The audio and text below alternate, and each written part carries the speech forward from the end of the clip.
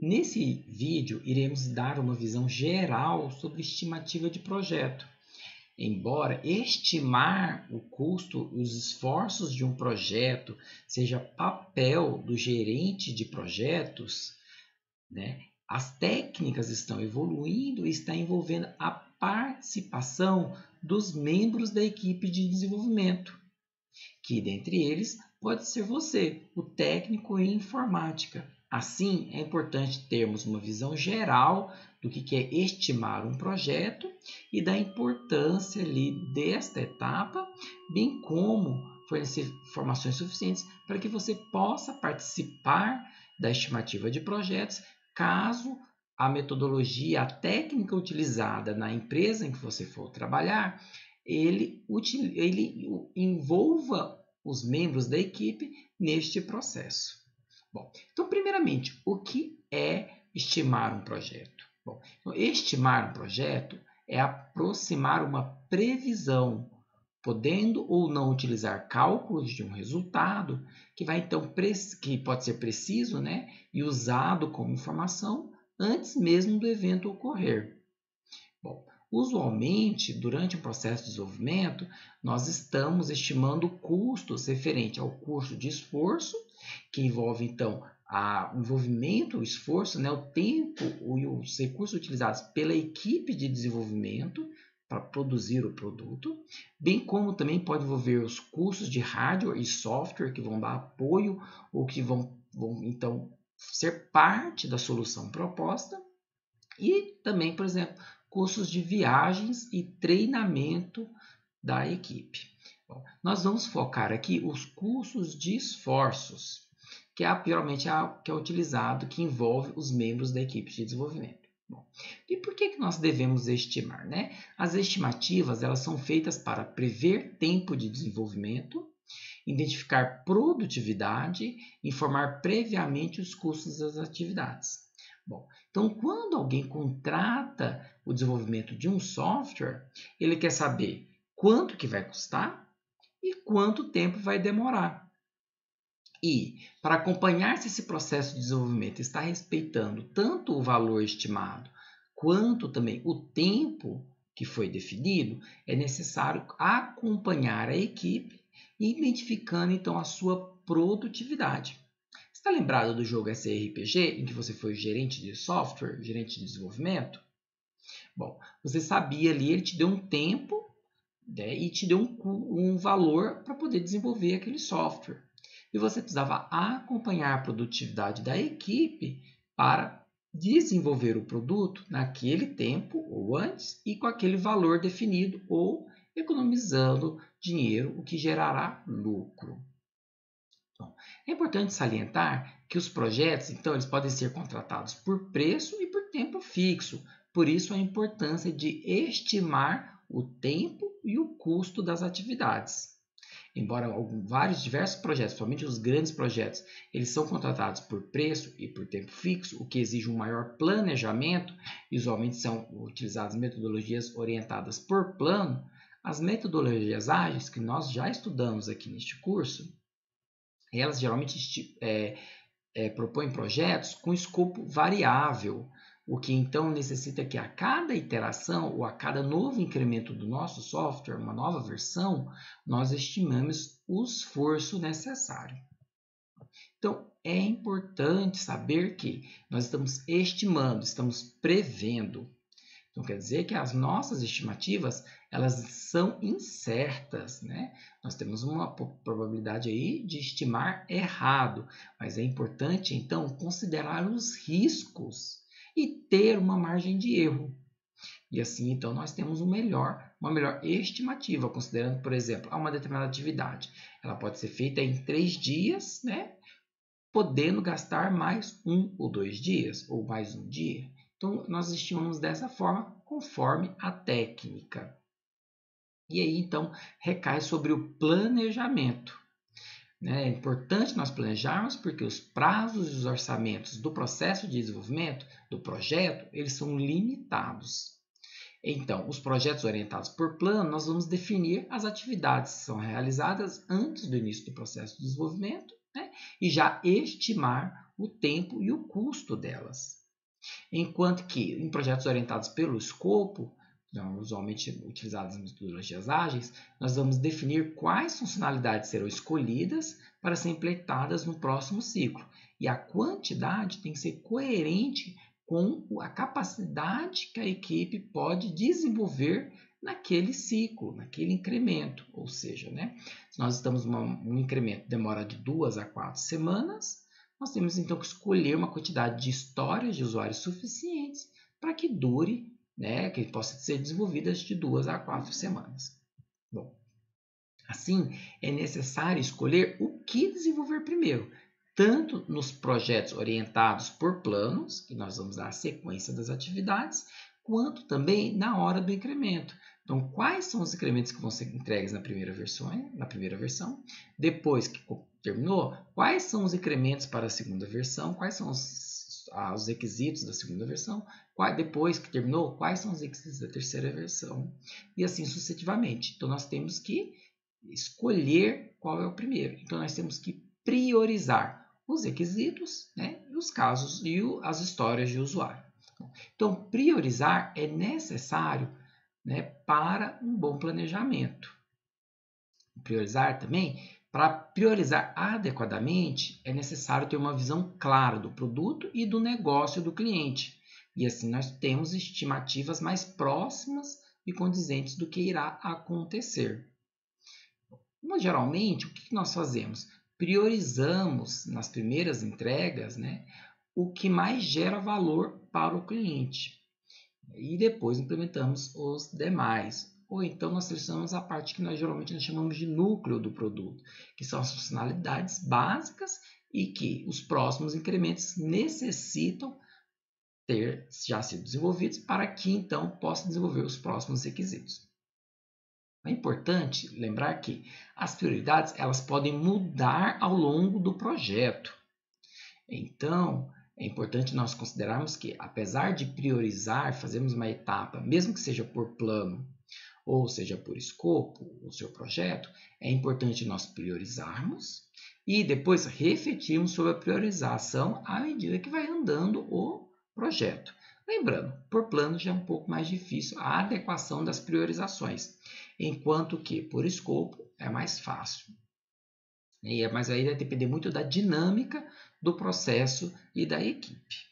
E é importante, já que nós estamos falando aqui de agregar valor para o cliente, é importante ter a opinião do cliente. Então, o cliente está envolvido o máximo possível. Vamos estudar algumas técnicas de priorização?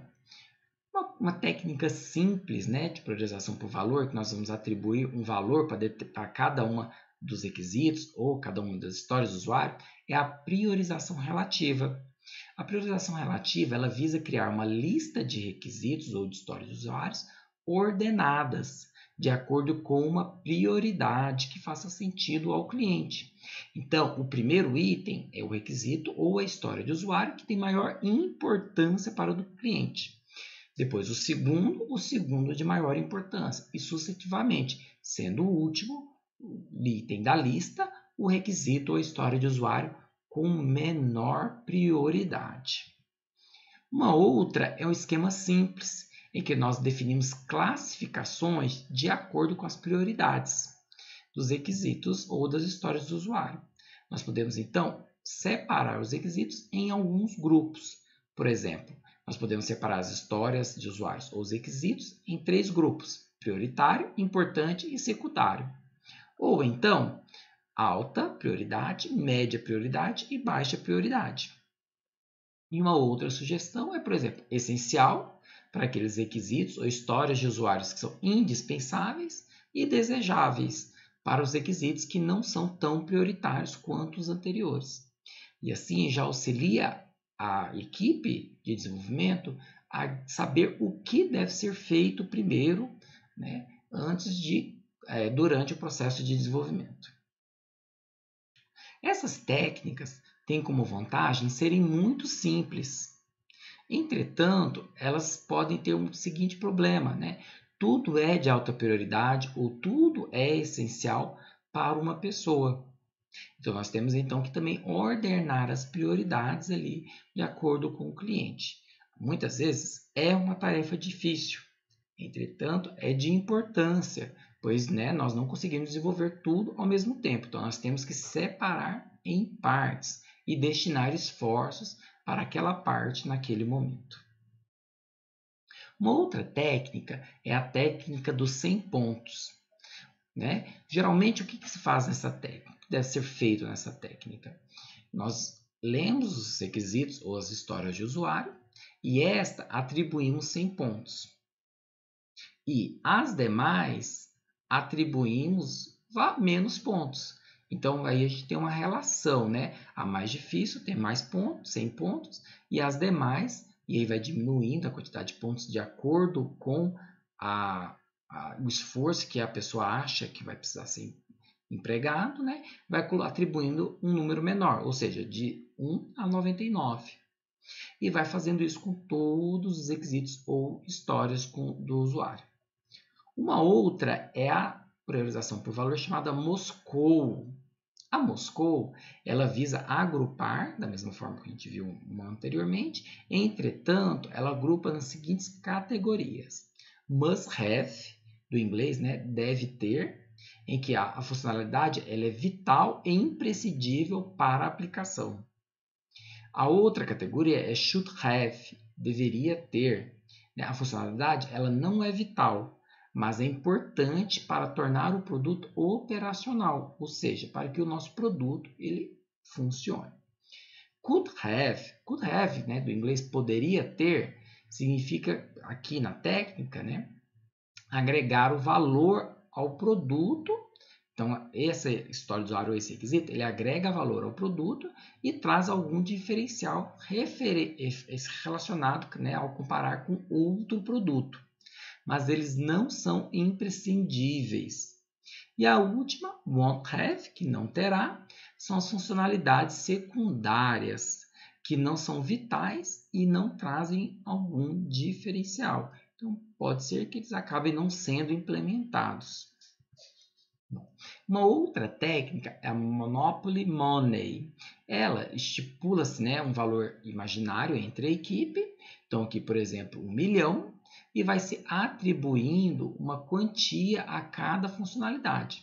Lembrando que a soma despendida em todas as funcionalidades deve ser igual ao valor monetário imaginado. Ou seja, por exemplo, considere que nós temos 5 funcionalidades e 1 milhão de reais. Nós podemos atribuir 500 mil a uma funcionalidade, 200 mil a outra funcionalidade, 100 mil a outra funcionalidade. E somando tudo, tem que dar o valor de 1 milhão. E aí, com isso, a gente consegue perceber qual é a mais prioritária e qual é a menor prioritária. Bom, então, quanto mais prioritário uma funcionalidade ou uma história de usuário maior deve ser o valor monetário dele. Agora você deve estar se perguntando, mas professor, isso não parece ser o objetivo. Cada um pode atribuir um valor ou uma categoria. Você está correto. Não existe um padrão universal. Então, cada equipe deve usar seus próprios critérios e os seus conhecimentos frente ao produto que está sendo desenvolvido, frente ao potencial da equipe como métrica. E a outra pergunta que você pode estar se fazendo é: parece difícil atribuir um valor ou uma categoria. Sim, não é uma tarefa fácil, mas através de triangulação ajuda-nos bastante. O que é triangular, Eu posso, por exemplo, definir qual é a história de usuário ou qual é o requisito mais fácil e qual é a história de usuário ou qual é o requisito mais difícil. E então ir encaixando, olha, o esforço desse aqui comparado a este é tanto, e este daqui comparado ao maior é tanto. Ficar ali, no intermédio, e comparando com os demais também. Então, isso se chama triangulação. O que é importante, Nós temos que lembrar também que em um dia de trabalho, nós temos várias interrupções. Então, às vezes nós temos que estimar o tempo de uma determinada atividade. E nós falamos, olha, usualmente eu vou gastar 12 horas para desenvolver essa atividade.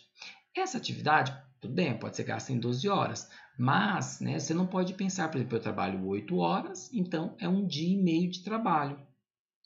Por que nós não podemos pensar nisso? Né? Porque nós não codificamos a todo o tempo. Nós somos interrompidos pelos colegas, nós precisamos ler e-mails, atender telefonemas, conversar com outras pessoas.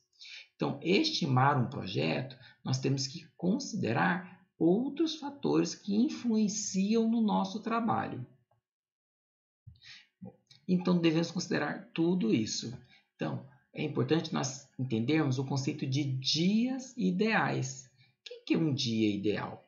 O dia ideal seria aquele dia em que a equipe trabalha toda relacionada ao desenvolvimento sem interrupções, né? E sem deixar pendências para resolver no desenvolvimento. Então, por exemplo, não há queda de energia, o equipamento não quebra, né? Não há problemas pessoais envolvidos, por exemplo, né? Doença ou necessidade de falta de trabalho. Então, o dia ideal é o dia em que nós desempenhamos nossas atividades programando durante todo o tempo. Então, por exemplo, se eu trabalho 8 horas por dia, um dia ideal seria o dia em que eu desempenho essas 8 horas trabalhando especificamente com o código. Bom, é a partir disso, então, que nós estimamos quantos dias terá por período.